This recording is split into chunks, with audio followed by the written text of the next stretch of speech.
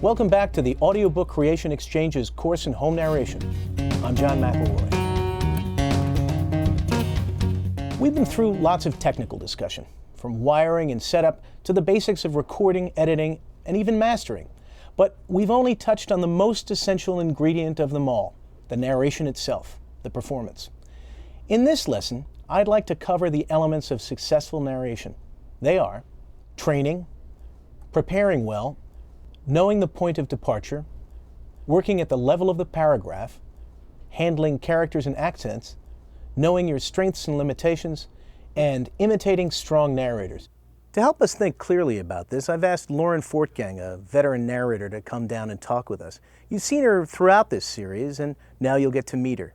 Welcome, Lauren. Thank you, John. My pleasure. Good to see you. Let's start with training. Tell me about yours. Well, training is important for a narrator, especially one of fiction, and I studied in drama school. Diction and voice production, dialects, and characterization are fundamental to anyone who's training to be an actor, and they're really central to the work of an audiobook narrator. Preparation. How do you do it?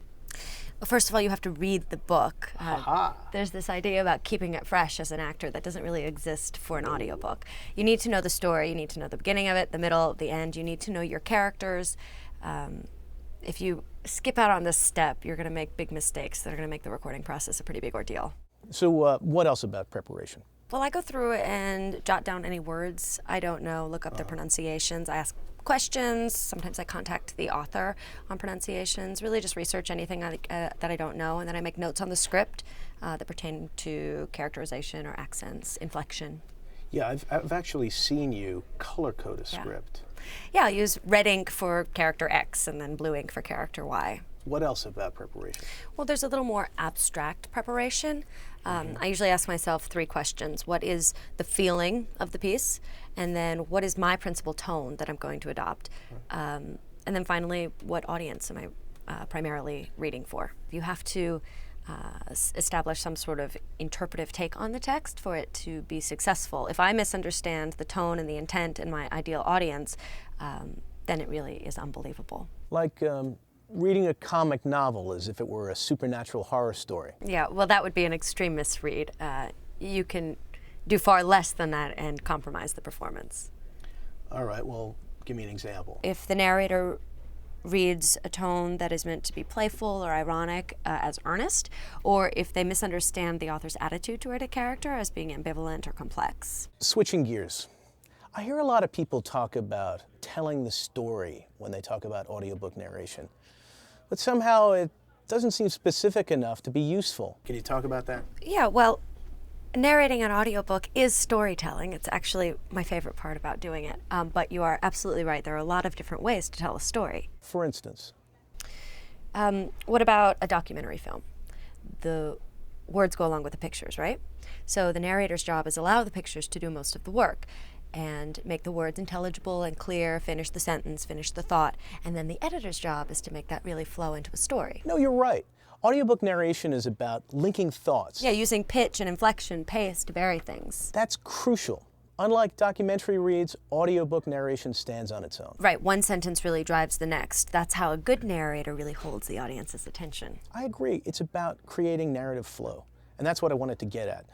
You create flow by working with paragraphs. That's what paragraphs do. They join ideas and they generate movement. It's like reading music off of a chart. Your eyes are scanning ahead of the notes while your fingers are doing the work. And you may be using different notes at different pitches. They're long or they're short, but it all comes together and it's all connected. You're putting several different ideas together, but you're not making them sound the same. The whole is coherent, but it has some interesting variations in it. Everybody wants to learn about characterization, and that's something you're known for. Okay, well, the weird thing is a lot of actors feel really funny about characterization in audiobooks. They do, and you'd think they'd get it intuitively because it's the most actorly part of it. Right, I think that's sort of the dramatic element, but the truth is when you're being cast in a role for stage or for film, you have one part you're given. You're defining one character. In an audiobook, you're doing all of the parts. A lot of people worry that they can go too far with characterization. How far should you take it? Okay, so earlier we were talking about the point of departure, where you sort of start from.